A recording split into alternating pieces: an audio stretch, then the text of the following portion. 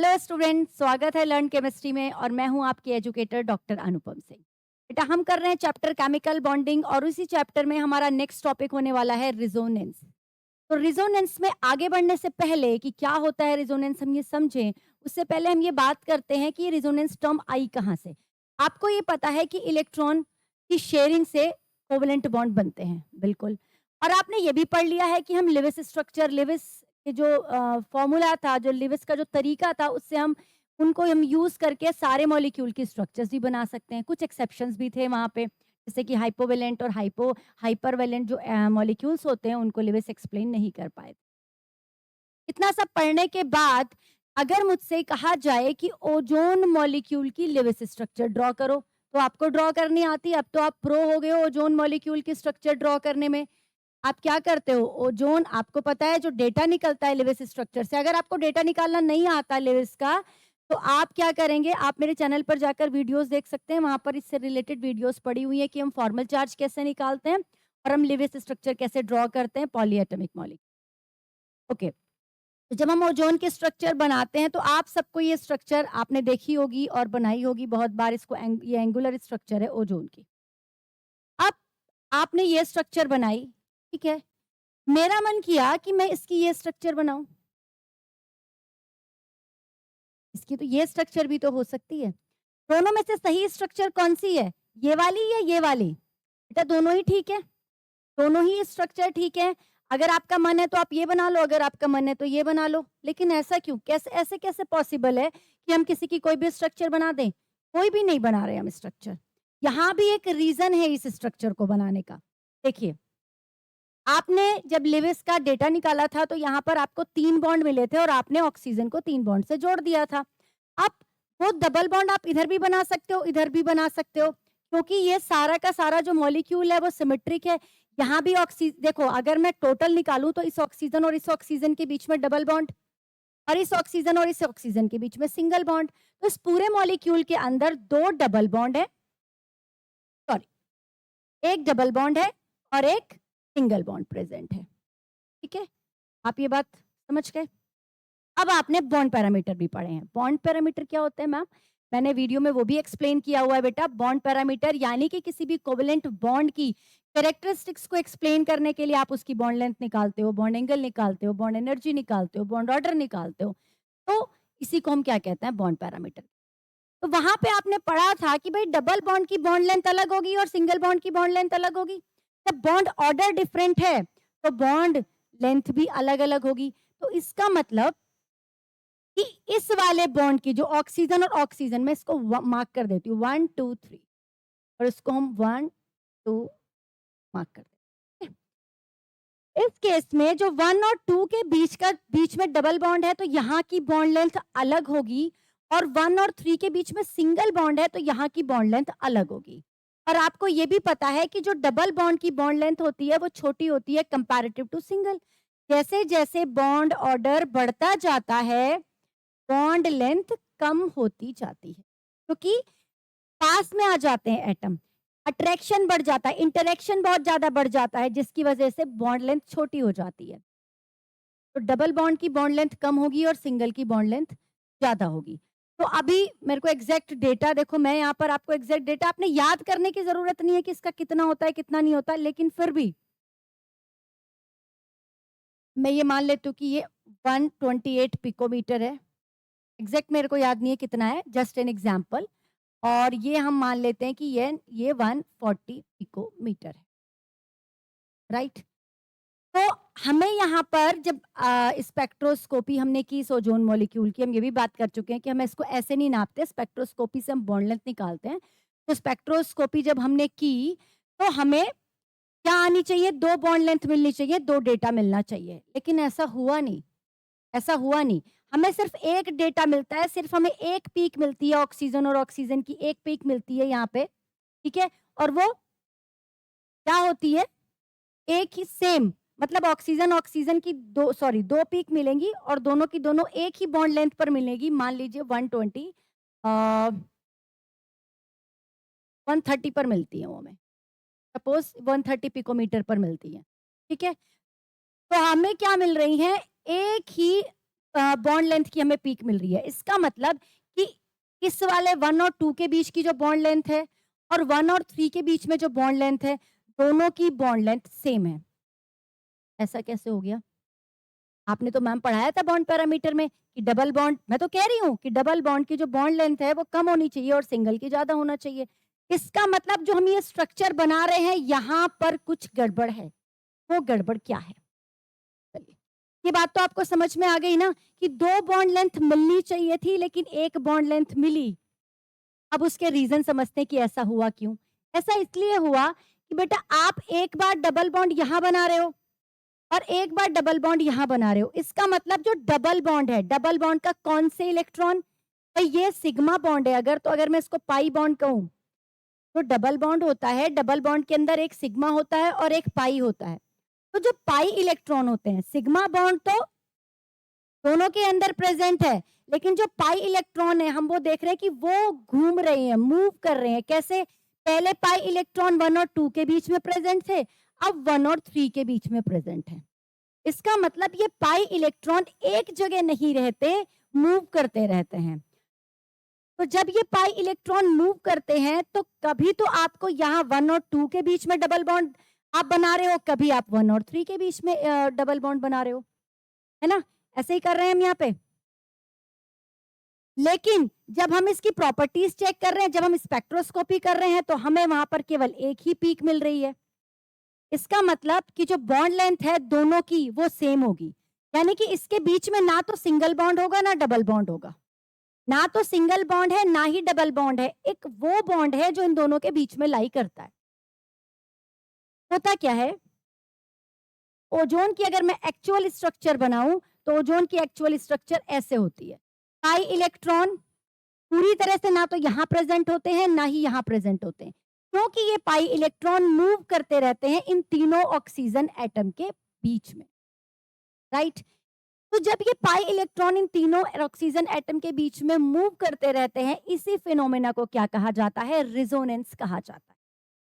तो अगर हम इस पूरी कहानी को जो अब तक हमने बोली, अब तक हमने पढ़ी, उसको अगर हम समराइज करें तो हम ये कह सकते हैं कि when a molecule cannot be represented by a single Lewis structure, भाई सिंगल लेविस स्ट्रक्चर से हम इसको रिप्रेजेंट नहीं कर पा रहे, क्योंकि ये स्ट्रक्चर भी सही लग रही है हमें, तो ये स्ट्रक्चर भी सही है, तो सिंगल स्ट्रक्चर से हम इसको डिस्क्राइब नहीं कर पा रहे, इसकी 2 या 2 से ज्यादा स्ट्रक्चर से हम इसको डिस्क्राइब कर पाते हैं किसी मॉलिक्यूल को, तो इसका मतलब उस मॉलिक्यूल के अंदर रिजोनेंस है, वो मॉलिक्यूल रिजोनेंस शो कर रहा है। और ये रिजोनेंस किस वजह से शो करता है? रिजोनेंस आता है due to the movement of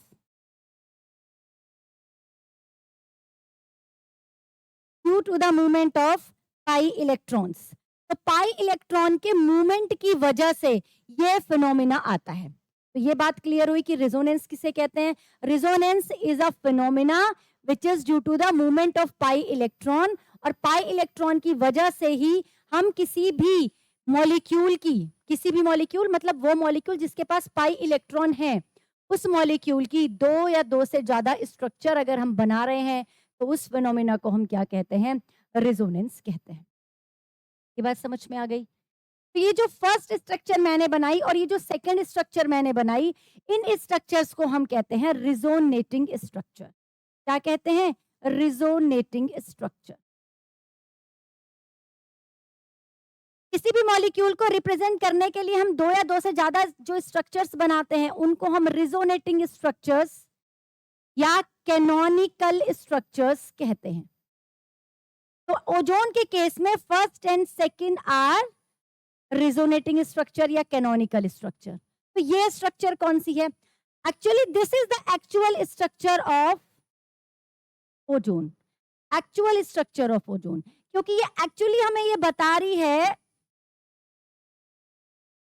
कि भाई ओजोन में तीनों ऑक्सीजन के बीच में, इन दोनों के बीच में, दिस इज 1 2 3, 1 2 और 1 3 के बीच में जो नंबर ऑफ बॉन्ड्स है ना, जो बॉन्ड ऑर्डर है वो सेम है, इसीलिए बॉन्ड लेंथ भी सेम है।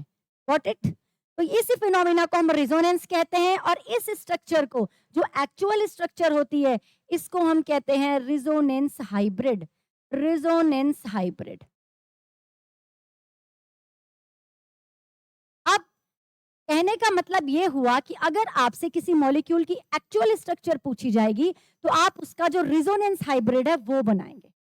Resonance hybrid is a actual structure, these are not actual structure. ये एक्चुअली एग्जिस्ट ही नहीं करती हैं, ये एग्जिस्ट ही नहीं करती हैं। जो हमारा मॉलिक्यूल है इन दोनों स्ट्रक्चर्स के बीच में कहीं लाई करता है। ये बात समझ में आ गई? और उसका रीजन क्या है कि जो पाई इलेक्ट्रॉन है वो मूव करते रहे। अब यहाँ पर एक बात और आती है कि अगर हमने ये स्ट्रक्चर दोनों लिखी, हमने कैनोनिकल स्ट्रक्चर भी बना दी, हमने रेजोनेंस हाइब्रिड भी बना दिया, और हमसे ये पूछा जाए कि कौन सा ज्यादा स्टेबल होगा, तो जो हमारा रेजोनेंस हाइब्रिड है जिसे मैं एक्चुअल स्ट्रक्चर कह रही हूं, this will be more stable then canonical structure. तो मैम रीजन क्या होता है इसका? रीजन क्या होता है? बिल्कुल भाई, साइंस है तो रीजन तो होगा ही। इसका रीजन ये होता है कि बेटा जो इलेक्ट्रॉन मूव करते हैं, तो जब वो मूव करते हैं तो एनर्जी रिलीज होती है। तो यहाँ पर मूवमेंट हो रहा है इलेक्ट्रॉन का, यहाँ पर मूवमेंट हमें दिख रहा है, मूवमेंट यहाँ पे भी हो रहा है, मूवमेंट यहाँ पर भी हो रहा है, लेकिन यहाँ पर मूवमेंट हमें दिख रहा है कि इलेक्ट्रॉन बहुत तेजी से फ्लिप कर रहे हैं इन दोनों तीनों एटम के बीच में। तो यहाँ पर जो एनर्जी होगी इस स्ट्रक्चर की मिनिमम होगी, और इसीलिए ये जो स्ट्रक्चर होगी वो स्टेबल होगी। तो आप इस पॉइंट को भी नोट करेंगे कि जो रेजोनेंस हाइब्रिड होते हैं वो स्टेबल होते हैं देन कैनोनिकल स्ट्रक्चर। बातें समझ में आ गई? क्या रेजोनेंस होता है, रेजोनेंस कहां पर होता है, और रेजोनेंस में कौन सी स्ट्रक्चर की एनर्जी सबसे ज्यादा होती है, ये तीनों बातें हमने डिस्कस कर ली। अब हम क्या करेंगे, कुछ मॉलिक्यूल, कुछ एग्जाम्पल जो हमारे सिलेबस में है उनकी रिजोनेटिंग स्ट्रक्चर और उनके रेजोनेंस हाइब्रिड बनाने की कोशिश करें। ठीक है, ओजोन आपको समझ में आ गया होगा। बस आपको ध्यान क्या रखना है, आपको ये ध्यान रखना है कि सिर्फ वही मॉलिक्यूल रेजोनेंस में जाएंगे जिनके पास पाई इलेक्ट्रॉन होंगे या लोन पेयर ऑफ इलेक्ट्रॉन होंगे। भाई जो इलेक्ट्रॉन फ्री है, अब ma'am lone pair of electron या पाई इलेक्ट्रॉन होंगे, ये भी तो इलेक्ट्रॉन से ही बना है सिंगल बॉन्ड, ये क्यों नहीं जा रहे, ये क्यों नहीं जा रहे? भाई जो आपको पता है जो सिग्मा बॉन्ड है वो कैसे बनता है, हेड ऑन ओवरलैपिंग से बनता है। मैक्सिमम ओवरलैपिंग होती है सिग्मा बॉन्ड में, दोनों दोनों एटम की न्यूक्लियाई के बिल्कुल बीच में होता है, इक्वली अट्रैक्टेड होता है, इसलिए ये बहुत मुश्किल से फ्लिप कर पाएगा, ये फ्लिप नहीं कर पाएगा। लेकिन जो पाई इलेक्ट्रॉन होते हैं वो पार्शियल ओवरलैपिंग से बनते हैं।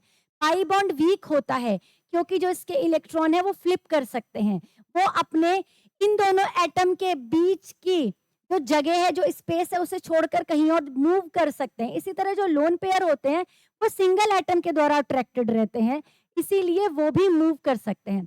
तो इसीलिए जो रेजोनेंस का फिनोमिना है वो पाई इलेक्ट्रॉन में देखने को मिलेगा और लोन पेयर्स में आपको देखने को मिलेगा। अब कुछ और स्ट्रक्चर्स की बात करते हैं।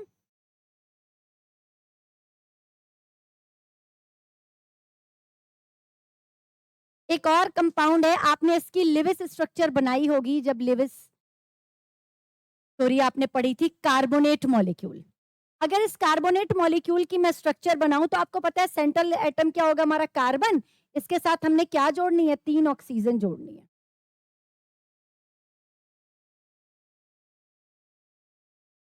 This will be the structure of carbonate, है ना, कार्बोनेट की स्ट्रक्चर है।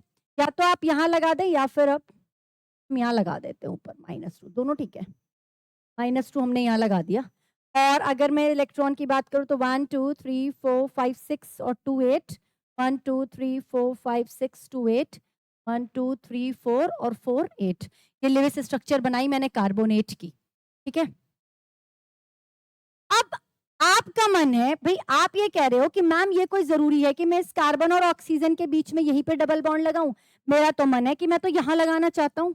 ठीक है, अब किसी और स्टूडेंट का मन है कि मैम मैं तो यहाँ लगाना चाहता हूँ, बिल्कुल आप लगा सकते हो।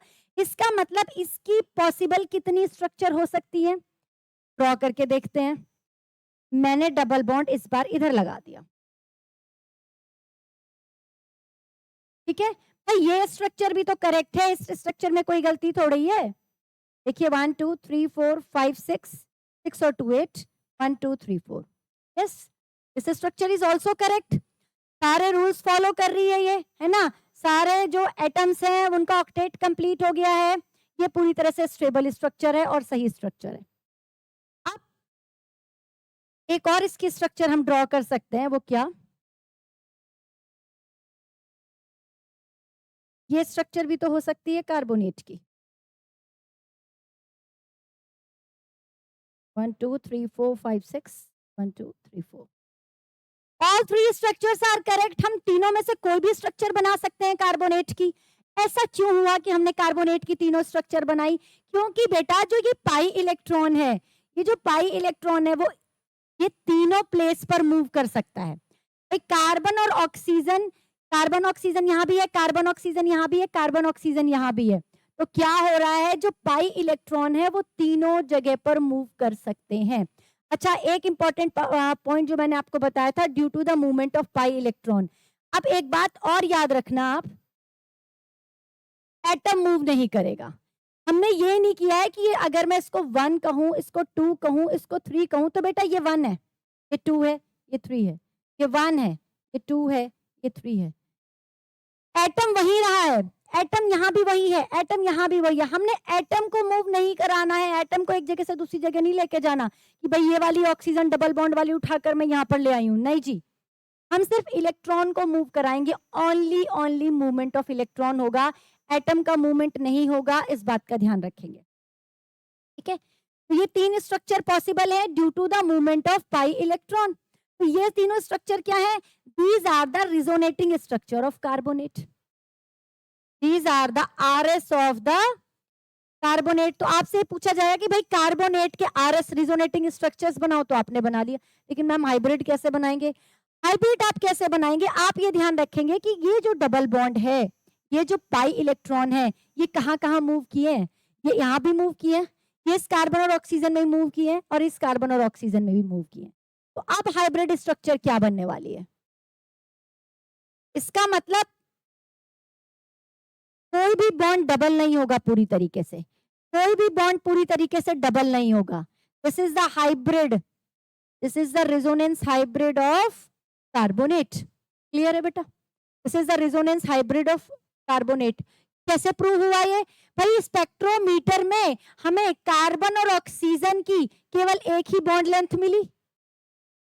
अगर ये स्ट्रक्चर सही होती तो हमें 1 और 2, भाई ये भी, ये दोनों तो सेम है, वो हमें पीक मिलनी चाहिए थी, लेकिन हमें अलग अलग बॉन्ड लेंथ हमें मिलनी चाहिए थी, लेकिन हमें एक ही बॉन्ड लेंथ मिली। सीओ पर हमें एक ही जगह पीक मिल रही है। इसका मतलब सारे के सारे जो कार्बन और ऑक्सीजन के बीच में बॉन्ड है वो सेम है, उनका बॉन्ड ऑर्डर सेम है, उनकी एनर्जी सेम है, उनकी बॉन्ड लेंथ सेम है। This is the resonance hybrid and this is the stable structure of carbonate. अब हम एक और करते हैं, नाइट्रेट देखते हैं नाइट्रेट में क्या होता है।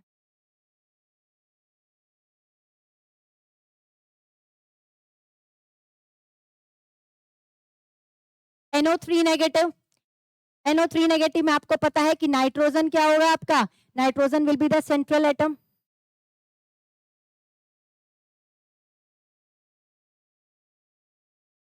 ठीक है, 1 2 3 4 5 6 2 8, और ये हो गया आपका 1 2 3 4 5 6, 1 2 3 4 5 6। दिस इज द नाइट्रेट, और नाइट्रेट के ऊपर हो गया -1। क्लियर है? बात समझ में आ गई? अब आप कहोगे मैम यहाँ पे आपने कोऑर्डिनेट बॉन्ड लगा दिया। कोई बात नहीं है, क्योंकि मैंने आपको ये भी पढ़ाया है कि जो कोऑर्डिनेट बॉन्ड होते हैं वो बनने के बाद कोवेलेंट बॉन्ड की तरह ही बिहेव करते हैं। ठीक है, कोवेलेंट बॉन्ड की तरह ही बिहेव करते हैं, तो कोई प्रॉब्लम नहीं, आप इसे एक सिंगल कोवेलेंट बॉन्ड मान लें। और अब इसकी एक्सपेक्टेड स्ट्रक्चर्स बनाएं। अब यही है कि ये जो डबल बॉन्ड है ये इस ऑक्सीजन के बीच में भी हो सकता है, ये ऑक्सीजन, फर्स्ट ऑक्सीजन और नाइट्रोजन के बीच में भी हो सकता है, नाइट्रोजन और सेकंड ऑक्सीजन के बीच में भी हो सकता है, नाइट्रोजन और थर्ड ऑक्सीजन के बीच में भी हो सकता है। तो इसका मतलब 3 स्ट्रक्चर बनेगी यहाँ पे। एक स्ट्रक्चर ये बनेगी, ठीक है, NO3 नेगेटिव, और एक स्ट्रक्चर आपकी ये बन जाएगी।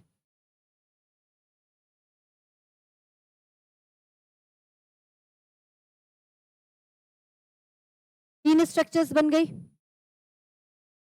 बताइए, कोई डाउट? कोई डाउट है आपको? These are 3 structure, these are the resonating structure.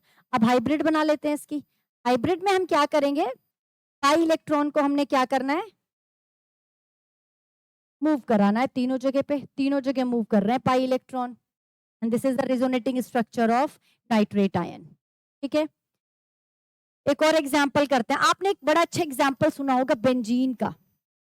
Benzene का स्ट्रक्चर बनाकर देखते हैं। बेंजीन में रिजोनेंस को एक साइंटिस्ट थे कैकुले, उन्होंने डिस्कवर किया था और उन्होंने बेंजीन की स्ट्रक्चर को एक्सप्लेन किया था। तो जब हम बेंजीन की स्ट्रक्चर बनाते हैं बेटा, तो आपने देखा होगा कि रिंग में हम इस तरह से बनाते हैं। अच्छा, मैं इसको और अच्छे से आपको एक बार एक्सप्लेन करके बता दूं।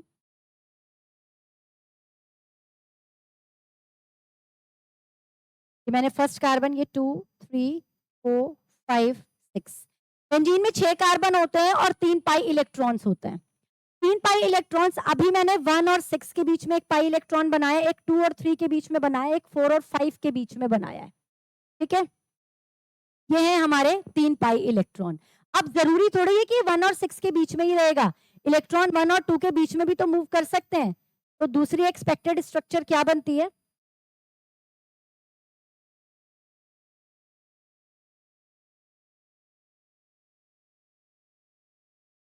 3 4 5 6। दूसरी एक्सपेक्टेड स्ट्रक्चर ये हो सकती है। अच्छा हाँ, एक इंपॉर्टेंट बात यहाँ पर रह गई है कि जो रिजोनेटिंग स्ट्रक्चर होती है ना, आपस में हम उनको इस तरह से डबल हेडेड एरो से हम शो करते हैं, उनके बीच में हम डबल हेडेड एरो लगाते हैं। तो ये हमारी एक्सपेक्टेड स्ट्रक्चर या रिजोनेटिंग स्ट्रक्चर को दिखाता है। ठीक है, डबल हेडेड एरो लगाना है आपने जितने भी रिजोनेटिंग स्ट्रक्चर बनाएंगे उनके बीच में। तो ये कैकुले ने एक्सप्लेन किया था कि भाई जो ये इलेक्ट्रॉन होते हैं, जो पाई इलेक्ट्रॉन होते हैं, ये क्या करते हैं, ये मूव करते रहते हैं। कहाँ मूव करते हैं, 6 कार्बन के अंदर मूव करते हैं। 6 कार्बन के अंदर ये रिंग बनाते हैं। 2 इलेक्ट्रॉन ये है, 2 ये है, 2 ये है, टोटल इलेक्ट्रॉन कितने हो गए, 6 इलेक्ट्रॉन। तो ये 6 कार्बन के अंदर, 6 कार्बन के अंदर ये 6 इलेक्ट्रॉन की, 6 पाई इलेक्ट्रॉन की एक रिंग बन जाती है। तो ये दोनों स्ट्रक्चर हमारी रिजोनेटिंग स्ट्रक्चर्स हैं बेंजीन की। और बेंजीन की हाइब्रिड स्ट्रक्चर क्या होगी कि ये हमारे 6 कार्बन है और सिंगल बॉन्ड से जुड़े हुए हैं, और जो हमारे पाई इलेक्ट्रॉन है, क्योंकि ये इन 6 कार्बन में मूव कर रहे हैं, तो यहां पर एक, this is the resonance hybrid of benzene. Clear है, ये बेंजीन का रेजोनेंस हाइब्रिड हो। अब हम अगला कंपाउंड, अगला एग्जांपल देखते हैं।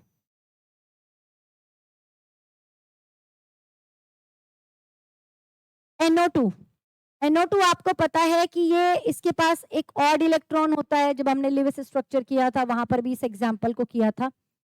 तो इसकी जो एक स्ट्रक्चर्स बनती है अकॉर्डिंग टू लिविस, ये स्ट्रक्चर बनती है 1 2 3 4 5, सॉरी 1 2 3 4 1 2 3 4 5 6 2 8, और एक यहाँ पर, क्योंकि आपको पता है कि नाइट्रोजन के पास ये 1 2 3 4 और एक 5 इलेक्ट्रॉन होते हैं ना आउटर मोस्ट में। तो 2 इलेक्ट्रॉन तो इसने इसको दिए हुए हैं, 2 ये हैं और एक ये 5। तो एक इसके पास क्या होता है, लोन पेयर होता है। ठीक है, तो ये हमने NO2 की स्ट्रक्चर लिखी। अब NO2 की एक्सपेक्टेड स्ट्रक्चर दूसरी क्या हो सकती है,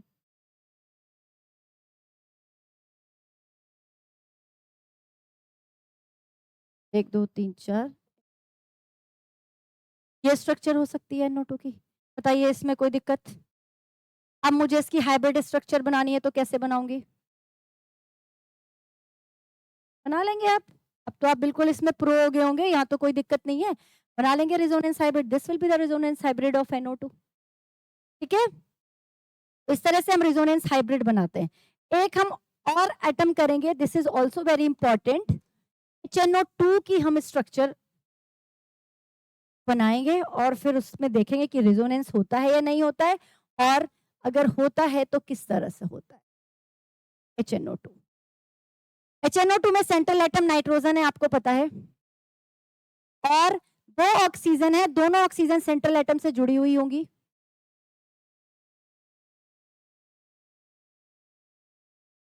बताइए ये चीज समझ में आई है कि नहीं, ये स्ट्रक्चर मैंने ठीक बनाया कि नहीं। इलेक्ट्रॉन भी कंप्लीट कर देते हैं, 1 2 3 4 और 2 और 2 हो गए इसके 8, और इसके 1 2 3 4 5 6 7 8।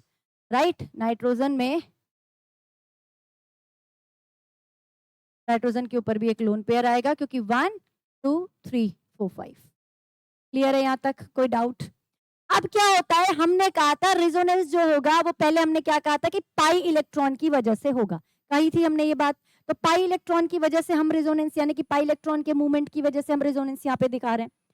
तो ऑक्सीजन अगर इस पाई इलेक्ट्रॉन ये पाई इलेक्ट्रॉन यहां शिफ्ट कर जाए, क्या करे, ये पाई इलेक्ट्रॉन इधर शिफ्ट कर जाए, इधर।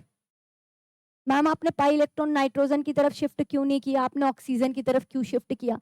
बेटा oxygen is more electronegative than nitrogen, तो ऑक्सीजन के अंदर ज्यादा ताकत है इलेक्ट्रॉन को अपनी तरफ खींचने की, तो पाई इलेक्ट्रॉन इस डायरेक्शन में शिफ्ट होगा, इलेक्ट्रोनेगेटिव एटम की तरफ, जो मोर इलेक्ट्रोनेगेटिव है उसकी तरफ शिफ्ट होगा। तो जब पाई इलेक्ट्रॉन इधर शिफ्ट होंगे तो ये बॉन्ड सिंगल हो जाएगा। देखिए क्या होगा, ये बॉन्ड सिंगल हो जाएगा और इसके जो पाई इलेक्ट्रॉन है वो इधर चले जाएंगे। ठीक है, ये बात समझ में आ गई। लेकिन क्या होता है बेटा, नंबर ऑफ बॉन्ड भी चेंज नहीं होने चाहिए, नंबर ऑफ बॉन्ड भी चेंज नहीं होने चाहिए, नंबर ऑफ लोन पेयर भी चेंज नहीं होने चाहिए, है ना, नहीं तो स्ट्रक्चर डिसबैलेंस हो जाएगी ना। ऑक्टेट भी तो कंप्लीट सबका होना चाहिए। अब यहाँ पे क्या हो रहा है, इसके 6 to 8 हो रहे हैं, ठीक है, और नाइट्रोजन के कितने हो रहे हैं, 1 2 to 4 5 6। नाइट्रोजन का तो ऑक्टेट इनकम्प्लीट हो गया, ये तो स्ट्रक्चर फिर सही नहीं बनी। तो अब क्या होगा, जब किसी स्ट्रक्चर में इलेक्ट्रॉन का मूवमेंट होता है ना, तो अगर इलेक्ट्रॉन यहां से यहां मूव किए हैं तो इस कमी को पूरा करने के लिए इलेक्ट्रॉन फिर इधर से इधर मूव करेंगे, मतलब इस ऑक्सीजन से इस डबल बॉन्ड, इस सिंगल बॉन्ड की तरफ मूव करेंगे। देखिए कैसे, ये इलेक्ट्रॉन यहां मूव कर जाएंगे, चेन की तरह चल रहा होता है। और ये इलेक्ट्रॉन जब इधर मूव करे, इन्होंने ऑक्टेट इसका कंप्लीट कर दिया, लेकिन नाइट्रोजन का ऑक्टेट तो कंप्लीट नहीं हुआ, नाइट्रोजन तो डिसबैलेंस हो गया, तो ये इलेक्ट्रॉन इधर मूव कर जाएंगे, तो ये हो जाएगा डबल बॉन्ड। अब जरा चेक करते हैं, इस ऑक्सीजन के पास 4 to 6 to 8 कंप्लीट, हाइड्रोजन के 2 कंप्लीट, इस ऑक्सीजन के 8 कंप्लीट, और नाइट्रोजन की बात करूं तो 4 to 6 and to 8 कंप्लीट। ठीक है ना, बिल्कुल सही। अब अगर मैं एक बात का और ध्यान रखना, जब हम लेविस स्ट्रक्चर बनाते हैं ना, तो डेटा में हम जितने इलेक्ट्रॉन्स निकालते हैं अनपेयर्ड, वही तो हम यहाँ फिल करते हैं। इसका मतलब कि जो इलेक्ट्रॉन, नंबर ऑफ इलेक्ट्रॉन वो सेम रहेंगे लेविस स्ट्रक्चर में, सारी में आप कोई भी स्ट्रक्चर बनाओ लेविस की, है ना, आप HNO2 की कोई भी लेविस स्ट्रक्चर बनाएंगे उसमें नंबर ऑफ अनपेयर्ड इलेक्ट्रॉन तो सेम ही रहेंगे ना बेटा। तो यहाँ पर कितने थे, 2 2 4 2 6 2 8 2 10, 10 इलेक्ट्रॉन थे जो आपने अनपेयर्ड बनाए थे। यहाँ पर अनपेयर्ड नहीं, सॉरी अनशेयर्ड, लोन पेयर जो इलेक्ट्रॉन के थे, लोन पेयर इलेक्ट्रॉन कितने थे, 10 इलेक्ट्रॉन। यहाँ पर कितने हैं, 2 to 4 to 6 to 8 to 10 electron. Clear है, ये बात समझ में आ गई कि number of lone pair same होने चाहिए, तो हमने number of lone pair same रखे। नंबर ऑफ डबल बॉन्ड और सिंगल बॉन्ड सेम होने चाहिए, डबल बॉन्ड और सिंगल बॉन्ड भी सेम रखे। तो इसका मतलब ये जो दोनों स्ट्रक्चर हमने बनाई है, these are the resonating structure, because यहाँ पर क्या हो रहा है, पाई इलेक्ट्रॉन का मूवमेंट हो रहा है। आई थिंक आपको ये चीज समझ में आ क्लियर हुई होगी ये बात। ठीक है, अब मैम हमने ये सारी चीजें तो पढ़ ली, ये सारे एग्जाम्पल तो पढ़ लिए, लेकिन क्या इस रिजोनेटिंग स्ट्रक्चर को लिखने का, बनाने का कोई रूल भी होता है? हाँ जी, हम यहाँ पे क्या करेंगे, रिजोनेटिंग स्ट्रक्चर को लिखने के लिए वो 3-4 पॉइंट्स होते हैं ना, वो याद रखेंगे। पहला, फर्स्ट क्या होगा, तो जो द कंट्रीब्यूटिंग स्ट्रक्चर होंगी बेटा, कंट्रीब्यूटिंग स्ट्रक्चर, कैनोनिकल स्ट्रक्चर, या फिर जो रिजोनेटिंग स्ट्रक्चर्स हैं, इतनी भी जो कंट्रीब्यूटिंग, कैनोनिकल स्ट्रक्चर या रिजोनेटिंग स्ट्रक्चर होंगी, should have same atomic position, same atomic position. आपने एटम की पोजीशन चेंज नहीं करनी है, ये मैं बार बार आपको बता रही हूं, एटम की पोजीशन चेंज नहीं करनी है, सिर्फ पाई इलेक्ट्रॉन का मूवमेंट होगा। The contributing structure should have same number of lone pair electron या फिर अनपेयर्ड इलेक्ट्रॉन, ठीक है, जो इलेक्ट्रॉन अनपेयर्ड थे वो अनपेयर्ड रहेंगे, जितने जितने लोन पेयर में आ रहे हैं उतने लोन पेयर में रहेंगे। ठीक है, थर्ड स्ट्रक्चर क्या है, थर्ड पॉइंट क्या है, थर्ड पॉइंट हमें कहता है कि जितनी भी जो कॉन्ट्रीब्यूटिंग स्ट्रक्चर्स हम बनाएंगे उसमें जो नेगेटिव चार्ज होगा, negative charge should be on electronegative atom and positive charge should be on electropositive atom. अभी हमने इलेक्ट्रॉन की शिफ्टिंग किस तरफ करी थी HNO2 में, ऑक्सीजन की तरफ करी थी, है ना। तो अगर आप वहां पर पॉजिटिव नेगेटिव चार्ज कहीं भी आ रहा है स्ट्रक्चर में, तो आपको ये देखना है कि ये जो चार्ज है वो किस पर आना चाहिए, इलेक्ट्रोनेगेटिव एटम पर होना चाहिए, और जो इलेक्ट्रोपॉजिटिव एटम है उसके ऊपर पॉजिटिव चार्ज होना चाहिए। अच्छा हाँ, एक और important, the like charge should not be present on adjacent atom। तो जब भी हम रिजोनेटिंग स्ट्रक्चर्स लिखेंगे तो हमें ये सारे पॉइंट्स याद रखने होंगे। ये सारे पॉइंट्स आपको याद है, लेविस स्ट्रक्चर आपको बनानी आती है, आप बनाएं स्ट्रक्चर्स, और उसके रिजोनेटिंग स्ट्रक्चर्स अगर आप बन सकती हैं तो वो बनाएं, और रिजोनेंस हाइब्रिड भी ड्रॉ कर लें। तो इस तरह से हम रिजोनेटिंग स्ट्रक्चर्स बना सकते हैं, रिजोनेंस के फिनोमिना को एक्सप्लेन कर सकते हैं। रिजोनेंस के फिनोमिना को समझने के बाद जाते जाते एक और चीज मैं आपको बता दूं, रिजोनेंस एनर्जी क्या होती है। हम बात कर रहे हैं रिजोनेंस एनर्जी की।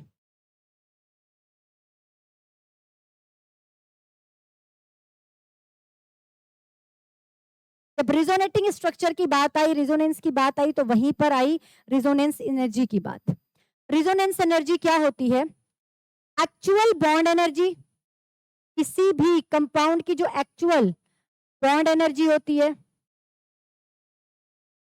और उस कंपाउंड की जो मोस्ट स्टेबल रिजोनेटिंग स्ट्रक्चर होती है, energy of most stable resonating structure of that compound, इनके डिफरेंस को हम क्या कहते हैं, रिजोनेंस एनर्जी कहते हैं। इसको हम क्या कहते हैं, रिजोनेंस एनर्जी कहते हैं। हम समझ नहीं आया, कोई बात नहीं, हम एक ग्राफ से समझते हैं। ये हमारा एनर्जी का ग्राफ है, ठीक है।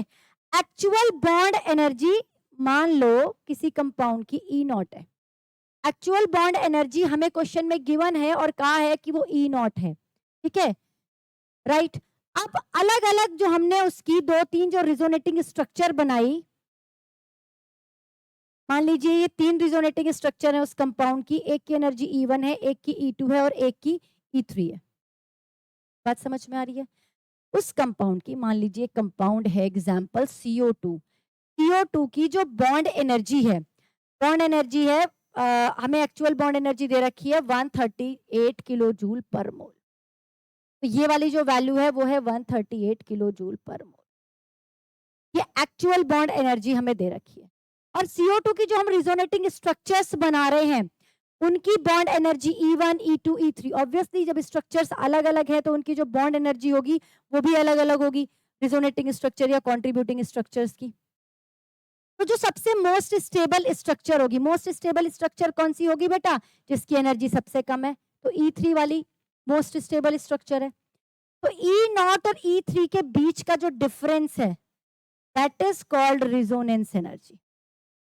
इस एनर्जी को हम रिजोनेंस एनर्जी, आया समझ, कुछ समझ में आया क्या होती है रिजोनेंस एनर्जी। तो अगर आपको रिजोनेंस एनर्जी पूछ ली है तो आप क्या कहेंगे बेटा, E3 minus E0 will be the resonance. ठीक है, इस तरह से हम रिजोनेंस एनर्जी निकाल सकते हैं। मैम E0 कैसे आया था, मैम E0 तो एक्सपेरिमेंटली डिटरमाइन किया गया, ये तो एक्सपेरिमेंटली डिटरमाइन किया गया बेटा। CO2 का या किसी भी कंपाउंड का एक्सपेरिमेंटली डिटरमाइंड वैल्यू आपको दे रखी होगी, और कैनोनिकल स्ट्रक्चर या रिजोनेटिंग स्ट्रक्चर की आपको एनर्जी दे रखी होगी। उनमें से जिसकी एनर्जी सबसे कम होगी वो सबसे स्टेबल स्ट्रक्चर होगी। उस एनर्जी और एक्चुअल एनर्जी का जो डिफरेंस होगा that is called resonance. It's all about resonance and resonance energy. हमने बहुत सारे यहाँ पर एग्जाम्पल भी किए। आई होप आपको ये टॉपिक समझ में आ गया होगा, इजी सा टॉपिक था, ठीक है बेटा। और आप इस टॉपिक को एक बार अच्छे से रिवाइज करें और इससे रिलेटेड क्वेश्चंस करें। पढ़ते रहिए, ऐसे ही बढ़ते रहिए। Thank you so much.